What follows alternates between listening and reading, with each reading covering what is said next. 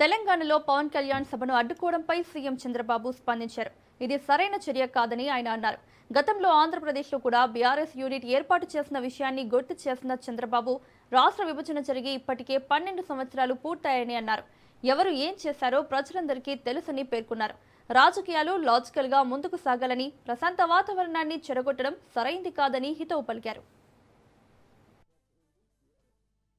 అంటే ఇది కూడా కరెక్ట్ కాదు. ఇప్పుడు నేను తమిళనాడులో పోయి క్యాంపెయిన్ వచ్చా. తమిళనాడుకు శివకుమార్ కూడా వచ్చాడు. ఆల్ ఇండియా లీడర్సే కాకుండా అందరూ వచ్చారు. అక్కడ కాంగ్రెస్ పార్టీ ఉంది, బీఆర్ఎస్ పార్టీ ఉంది. బీఆర్ఎస్ మొన్నటి నేషనల్ పార్టీ ఆంధ్రలో కూడా యూనిట్ పెట్టారు. ఎందుకు మాట్లాడతారో నాకైతే అర్థం కావడం లేదు. కరెక్ట్ కాదు.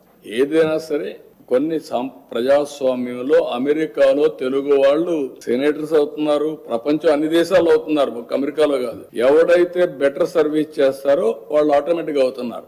ఆస్ట్రేలియాలో అవుతున్నారు, యూరోప్ లో అవుతున్నారు, అక్కడుండే రాజ్యాంగ ప్రకారం లండన్ లో అవుతున్నారు. కాబట్టి ఇలాంటివి చేయడం కరెక్ట్ కాదు. అది మంచి విధానం కాదు. పోటీ పడవలసింది ప్రజా చైతన్యంలో పోటీ పడాలి.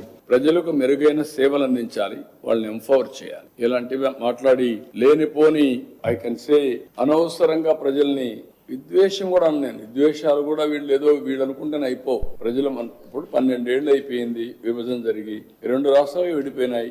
ఎవరెవరు ఎంత కాంట్రిబ్యూట్ చేశారో అక్కడే ప్రజలకు తెలుసు. ఇప్పుడు మనం చేయాల్సింది దీన్ని లాజికల్ గా తీసుకుపోవడానికి, చెడగొట్టకుండా లాజికల్ గా తీసుకెళ్లాలి. ఎవరున్నా అది వదిలిపెట్టి మాట్లాడడం కరెక్ట్ కాదు.